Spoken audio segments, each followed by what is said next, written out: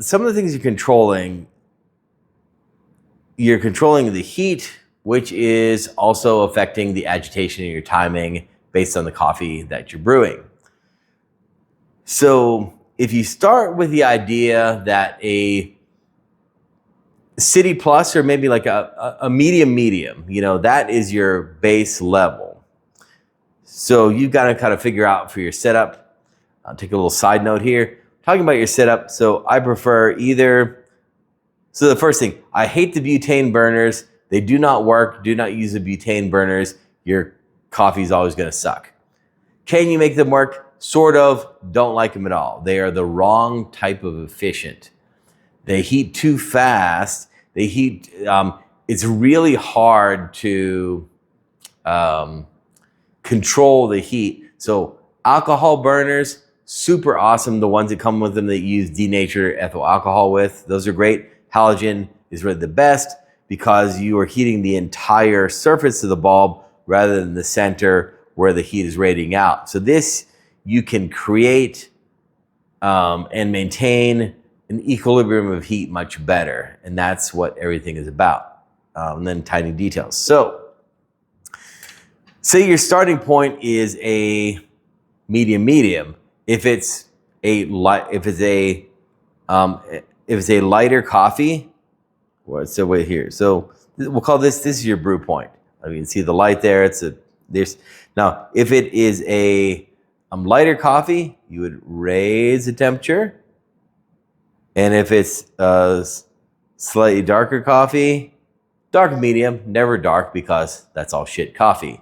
But darker medium, you'd lower the temperature a bit. Now there's when you're practicing with your siphon brewing, you find that level where the coffee is going to collapse, and you need to always be above that. That's your starting point, and you adjust temperature accordingly. Now, no matter how the differential realized up here is about plus or minus just under 1 degree Celsius. So more than 1.5, but less than 1.8. So when you increase or decrease your temperature, you are increasing or decreasing the agitation, which is increasing or decreasing the extraction. And it may or may not change the timing. So if you brewed the same exact, say, sourced bean at 2 different roast levels, you would change how you brew it if you want best results. So for Japanese style brewing, the active brewing, everything was happening up top. That is 35 to 45 seconds max. And the drawdown should be about 20, 25. Overall, you're around a minute of brewing time. And then if you want to count total time in contact with water, it's about a minute and a half or so. I really don't time the ascension of the coffee. It just start with it's conceptual. It's not too fast, not too slow. There you go. Figure it out. So let all that water come up, stir. Now at the end, as somebody mentioned, creating the dome. Look how awesome that dome is. Look at that. Creating the dome is simple. You remove from the heat, you stir, creates a whirlpool, bam, dome. That's how it should work. But you have to know what you're doing. So again, you want to have a base level that will always work. If you have a really deep understanding of the coffee that you're working with, this is where details matter. And I think this level of understanding comes from somewhere north of 5,000 brew cycles that you have to have done with the specific intention of best outcomes. You can't just brew 5,000 cups and be good at it. You have to have specific intention based on outcomes all the time. that's how, you know, they say it's not about practice, it's about perfect practice. So that's kind of what, but at home, I think like 500, you're probably good. Depending on your skill set. Now, if you have a, you know, if you can taste and iterate, then you can get there way sooner. If you're a professional chef or you make your own beers, things like that. Brewing other coffees, most people can't even figure out fucking pour over. So siphon's kind of a stretch for them. But if you are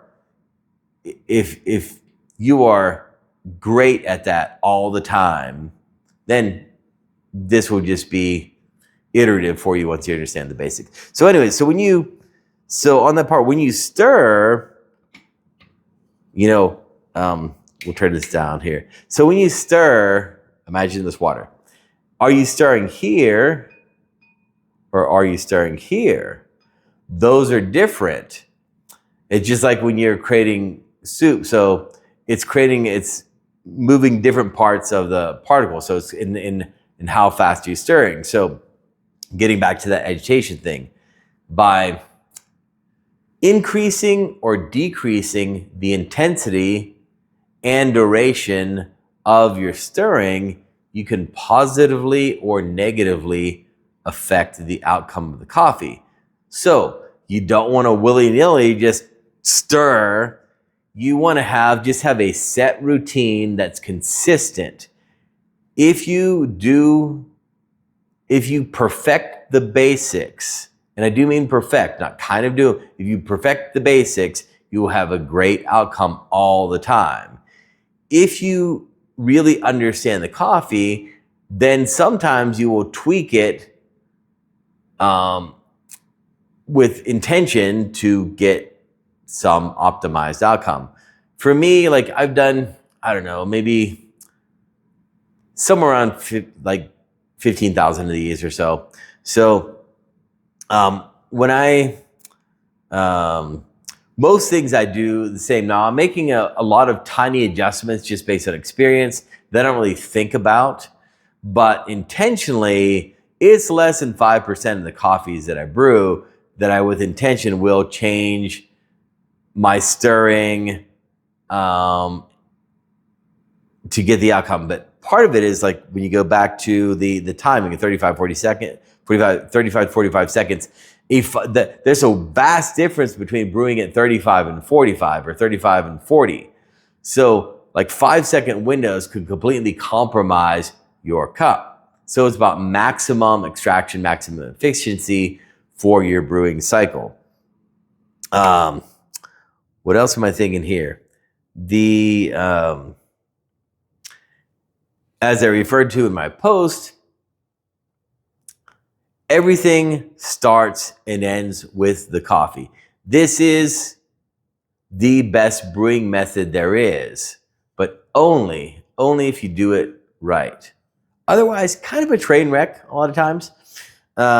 So you really have to, everything is about outcomes, and you have to, I'm at like 9, I got to taste this motherfucker. All right.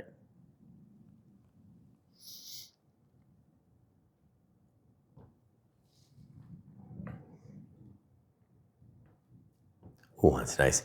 This is like, this is apple, soft peach, a little bit of caramel.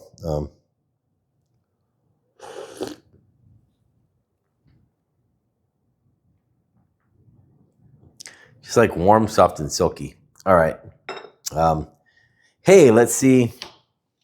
I want to see, because I'm curious, what temperature am I at?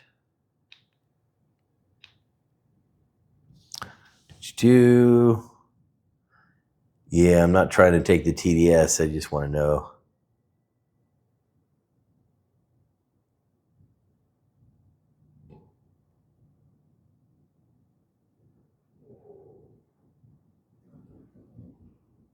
I am at 140. Yeah, I waited about a minute long, but typically I try to get to about 1. My target is for people starting is around between 142 and 145.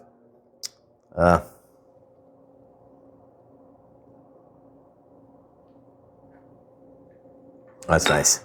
So, yeah, that's kind of everything I wanted to say. So everything is dependent on the quality of the coffee. The least important thing about siphon brewing is actually the siphon itself. The brewing, it's very important, but it's way less important than the quality of the coffee that you start with. If you don't have really good coffee, then this just isn't going to work.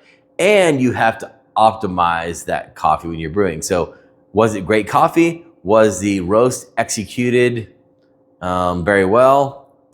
If so, then you have a great base to start from, and then it's all about execution. But the first thing you must have is great coffee. Obviously, optimize your water. For me, like it fluctuates through the year, but I'm typically between 126 to sometimes it'll peak at like 135 ppm in terms of dissolved solids, but it all works. It's a great range, you know, for that. So that's so this is me in real time. Obviously, my skill set is not making awesome videos. It's making coffee. If you want to learn more, like I said, go to the media page and you can see what other people say about what I do.